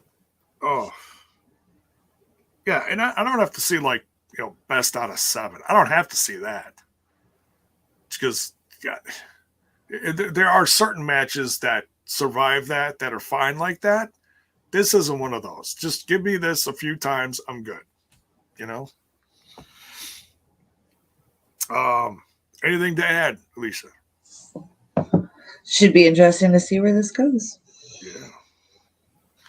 Yeah. Gia Miller backstage with Mickie James and Chelsea Green. Mickie James talking about this Philly street fight rematch. Country! Gotta play it. Well, street fight, she's gonna get hardcore country. She is absolutely gonna get hardcore. So Philly street fight against Tasha Steelz, the current Impact Knockouts champ, and Chelsea Green's trying to warn her, trying to be a best friend. And Warner saying, look, Savannah Evans is going to be out there for part of a street fight. You got to have me in your corner. Mickie James says, look, I love you. I appreciate you, but you're injured. You got a bum wing. I can't have you out. Collateral damage. Oh. Collateral. Yeah, she even says, I don't want it. You already got a broken arm, I don't want that on my conscience if it gets worse. Right. Straight back. So, I get the feeling that Chelsea is going to be showing up. Oh, yeah. Chelsea really wants to help. It could turn into, she's not going to take that rejection lightly. Because you can tell it chips at her, and this has been happening for 3 weeks now? 4 maybe. A few different matches. Yeah. So it could turn into a hot mess of a situation. Mm-hmm. She is a better heel. Just saying. It's been a while. She does a good job. Yes. Now, Masha Slamovich versus newcomer Arie. Yeah, from OVW. Oh, is that where she's from? Mm. All right. Well, she'll be limping back there. I sneezed and this match was over. No more squashes for Masha. That's kind of what I was thinking. I was like, okay, we've had a few now. I don't think we need any more. Someone in the chat said she was not announced from Moscow, Russia. That's fine. Correct. Yeah, I think that Tron may have been slightly changed because I think it was mainly the flag was a big part of the Tron in the past. I think they kind of just edited the flag out. So it's color scheme the same, but just not the emphasis was there, I believe, which is probably the right call. Like I know I mentioned that a few weeks ago that I'd be interested to see how they played this and if they were going to tweak it at all. I think they didn't say, oh, let's get rid of this whole storyline, but they modified it slightly, which definitely is probably the right call because I'm not going to say there weren't some fans making comments during this very brief match, which I think you're going to start expecting. Like, I know that's happening in all kinds of sports out there right now, so it's not a shock. But to scale it back is probably it's different because I know we talked about it before, like growing up, 80s to 90s, they'd lean into this stuff, which is crazy. It's a different world today. Oh, Masha would be out there waving 3 flags, coming out screaming Russian at the fans and singing the anthem. Away from antagonizing political situations. What's going on is just crazy, and we should let people wrestle and focus on that instead of making a gimmick about something weird that's going on right now, Well, yeah, the fact that the letters WW3 are getting thrown around is scary enough. So we're not a political show though, so let's move on. Yeah, that's fine. Fun 2-second match. You blink, you missed it. Right. I sneezed and I was like, wait a minute, it's done? The bell rang? Like, the match is over. I wonder who won. What happened? I kid. Masha Slamovich wins with the snowplow. What was it called one before? It had a different name, Jay. Okay. That was another retweaking. Gotcha. I want to see Masha versus Havoc. Ooh. There you go. I threw out the same question to the chat while live, and someone mentioned Jordan Grace, and I was like, "Oh, there you go." Similar. Yeah, who will be the first real foe since Knockouts Knockdown, or first since being part of the roster? That'll be interesting to see who that turns out being. Right. Can't wait. Yeah, and put it in the chat. Who do you want to see her face first from the Impact Knockout roster? All right, next we got Jim Miller with Zicky Dice. Ziggy Dice is just, in one word, shook. He didn't have a good night. But he's got so many tools, J-Bone. He's got the charisma. He's got the look. He's got the body. What? What he has a body, but okay.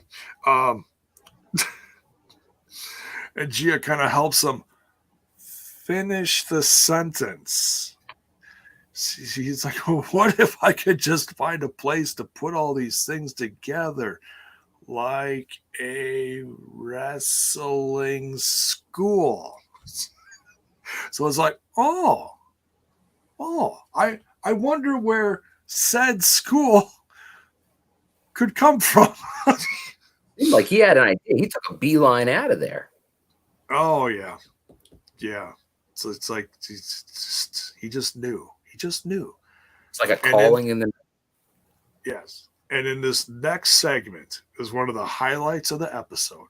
I know some people weren't feeling this, but like you said, if this logo doesn't end up on a T-shirt soon, there might be a riot. We get a commercial for the School of Swingers Dungeon. That's the only dungeon wrestling school I respect. Oh, and he makes a brief reference to. He's like, "Yeah, we're not talking about stew either," or something. It's like, oh, jeez. Brett's not even dead, and he's already rolling over in his grave.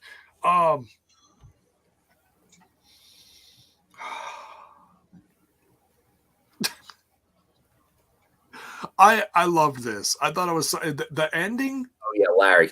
Yeah, don't Google this to work.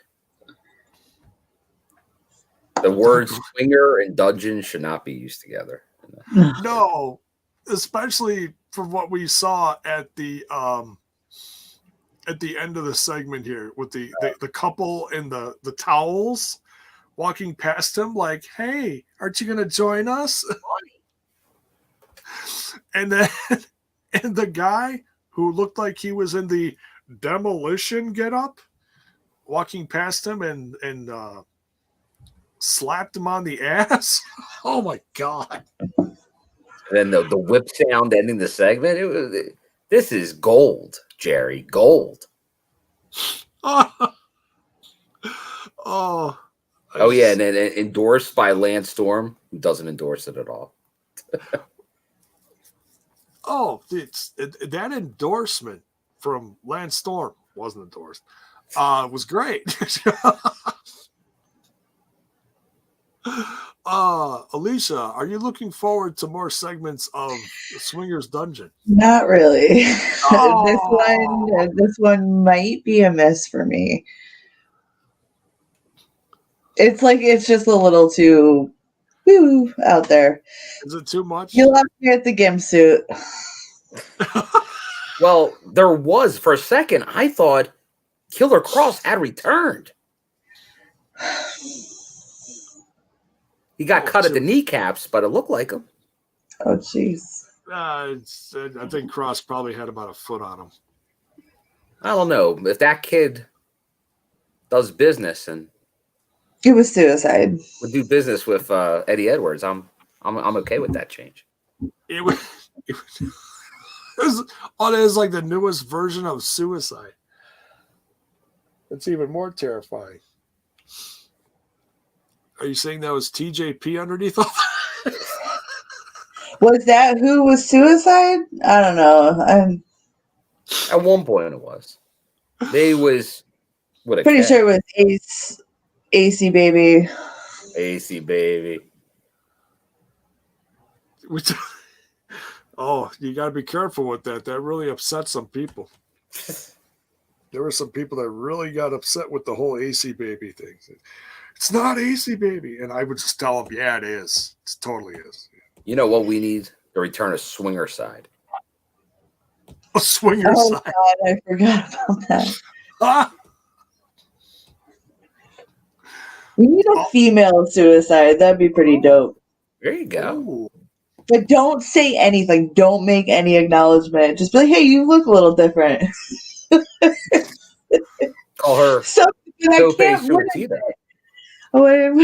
What's going on here? Anyway, Yeah, it was interesting. Not a fan. Well, definitely there's obviously a little bit, probably not the mass appeal as much for the dungeon as there was for obviously the palace. I loved every other thing they've done with Swinger. This is just the first, hopefully the last episode, but it depends. The references were like just the Swinger talking with all the references about a wrestling school are great. Then they went more into like dungeon references. And I think that's where they're more risk of losing people because it's getting a little awkward. It's getting a little RVD and Katie Forbes on Twitch fans, you know what? all right? What other wrestling program has the cojones to do a segment like that? That's a little risque, that segment, honestly. There was a lady in a towel. Hey, ladies in towels. She was showing some shoulder there. FCC is going cuckoo right now. This is sick. This is sick. This whole place is going to hell in a handbasket. Yeah. I'm driving the bus. All right, so we'll have to wait and see if Mr. Dice can get his training at the old school. Yeah, I can't wait to see Ziggy Dice in the dungeon. Like, I got to imagine that's where this is going. It's like going to be Johnny Swinger doing a Rocky montage with Ziggy Dice, where he's getting strong. It is going to be in Philly. It's going to be in Philly, Bill. Hey, you need B-roll. I'll follow behind. I'll be a little swinger. Forget Trent and his little stinger. Little swinger's coming out, man. You want to be a little swinger? We all want to be little swingers. Oh, hey. Hold on. You don't want to be a little swinger, J-Bone? That's what got me in trouble in my first marriage. Right?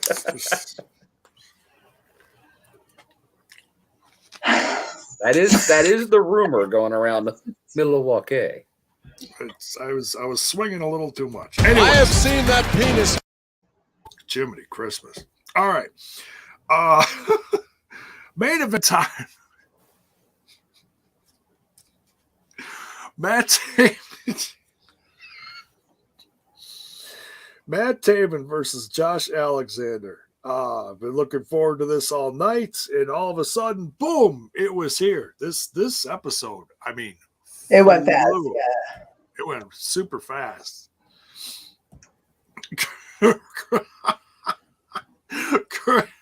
Critical Sting demonetized. Yeah, I'm not surprised.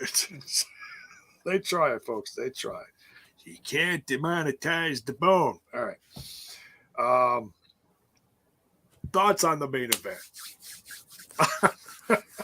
Great match. I know Courtney's been asking when Josh hit the guardrail in front of me, was he hurt? He did take it was a pretty decent bump there into the guardrail, but it seemed like he got up and handled himself pretty well. Because drop kick? Yeah, so he hit it hard for sure. And he doesn't go into the guardrail a lot like Eddie, who would do it every match. But he seemed like he handled it fine.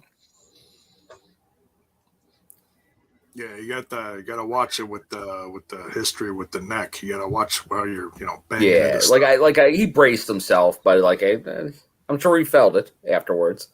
Yeah. But yeah, like the worst thing about doing something like that is if you remember Sami Callihan's injury was similar. It's just how you just got to go into it the right way. Like you can hit it, you just don't want to go in at a bad angle. Mm-hmm. Have maybe your ankle or an elbow go over something where it could catch and just fall wrong. And so you got to hit it right. You want to hit it kind of the whole thing where you hit with your maybe the outside of your leg, the ass, the back shoulder. You don't want to go too direct on something that could break or shatter. Don't hit it with a bone. Don't hit it with a bone. Because we've seen what happens. It's ugly. It's ugly. People still don't learn from that.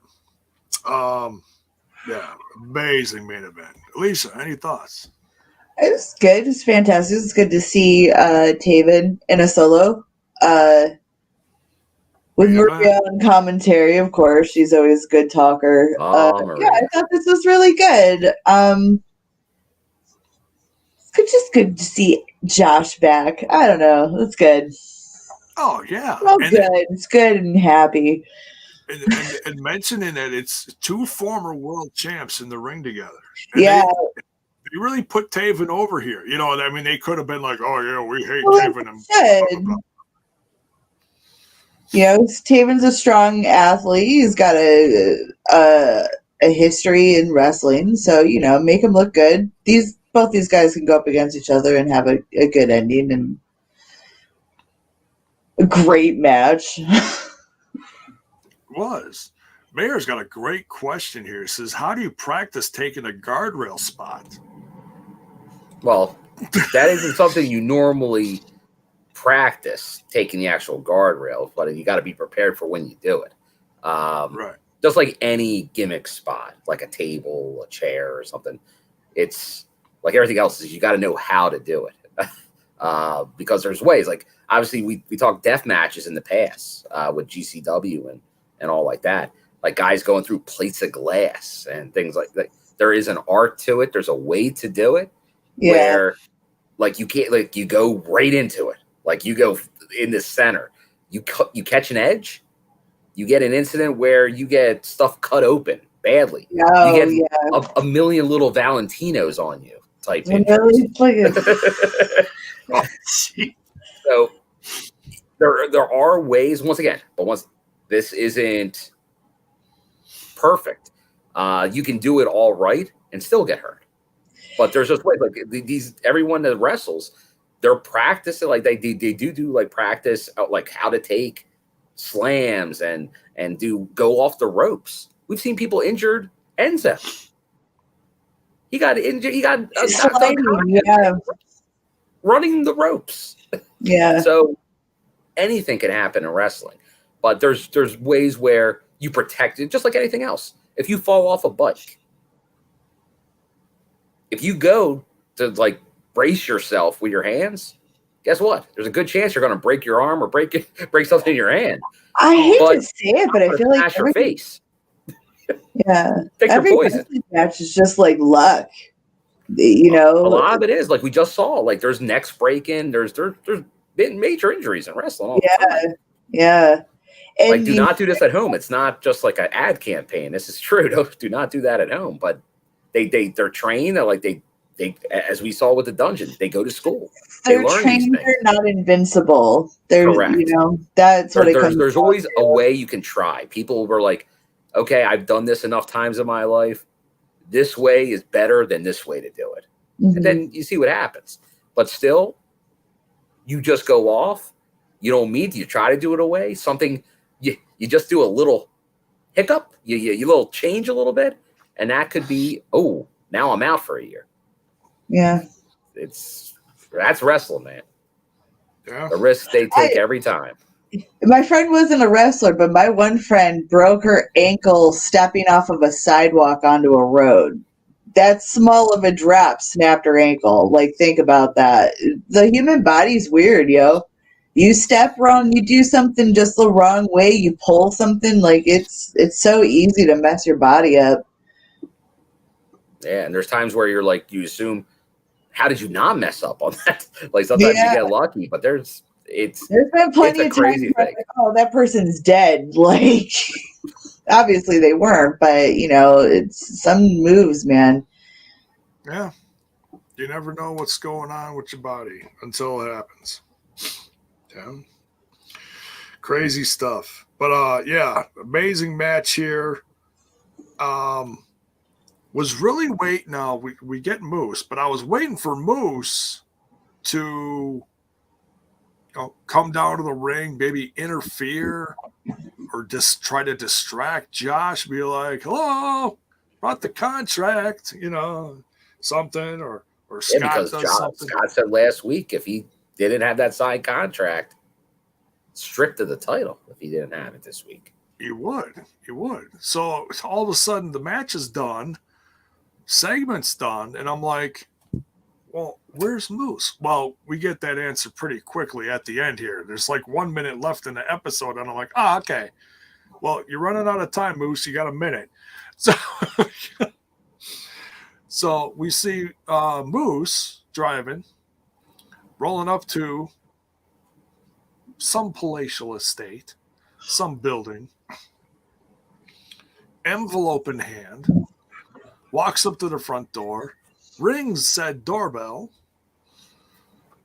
and who answers the door?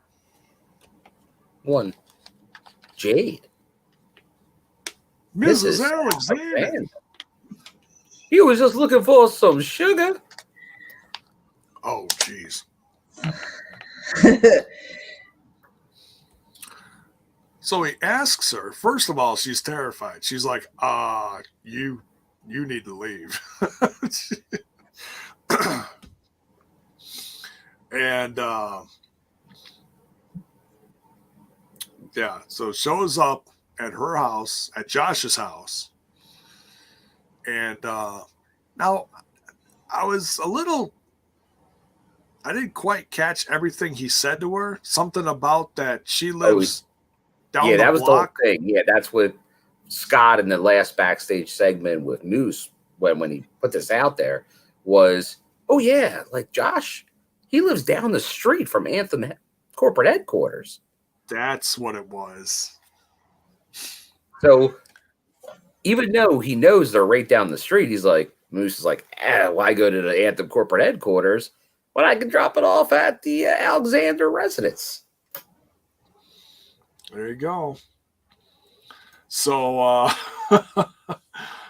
gives it to her, and what's perfectly is that the kid. I think that was Jay.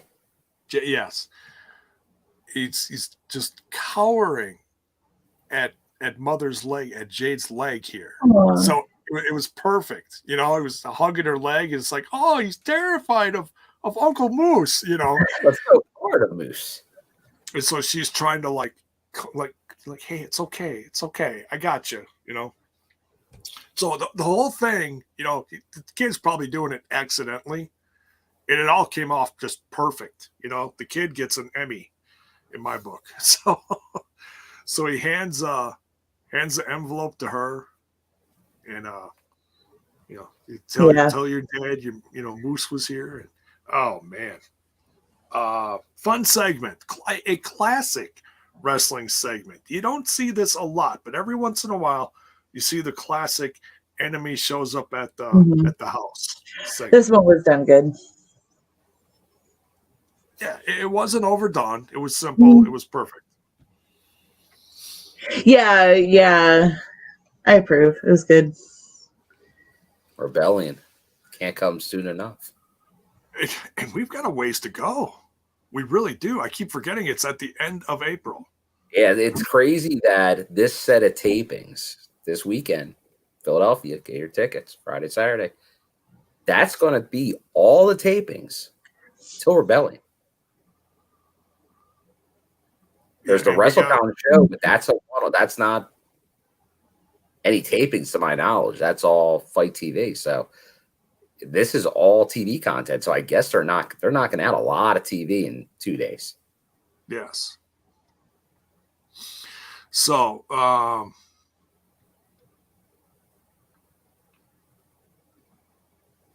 just reading the chat here. J-Bone, read my comment, please. I love it when we get these. Now I gotta scroll up. Oh, okay. Moose watched Seth go to Adam's house. I remember what you're talking about, and it wasn't even the slightest similar. Because he just went to the front door and handed Jade some papers, whereas Seth Rollins was rolling in cat litter, ripping up kids' drawings and shit. So there was a kid angle. There was a kid angle at a house. Yeah. Wait, Adam. Edge and Beth Phoenix. We went to their house and like broke in and was You mean little W. Morrissey? Mini Morrissey. Wait, so Seth Rollins wrestled Edge? Yes. Okay, I wouldn't have known that. I feel like it was like a year ago. This is an old story. This is like an old storyline. Had to have been like last year WrestleMania or something. Something. Anyways, so that's the show, folks. Loaded show. If you blinked, you missed it. It was good. Yeah, there was plenty. I mean, we had squish matches. We had some great knockouts, content. We even had Caleb with a K, who was just freaked out by the inspiration. We had monsters being raised from the dead. We had classic tag team action to start the show. We had a little bit of everything. And we had a dungeon. And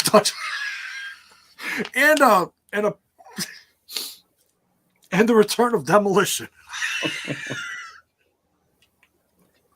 Demolition, one of the best theme songs in wrestling history. Still my ringtone. All right. It's a good ringtone, Jabo. It's one of the best. I don't care what anybody says. All right. Let's go around the horn, tell them where you can find you, and we'll get out of here. Alicia. You can find me under the handle Alicia B. Cakey. Places. Twitter and Instagram. Sorry. I'm lurking on the Discord. I had to think about that for a minute. Sorry. Going into autopilot mode. Sorry, fellas.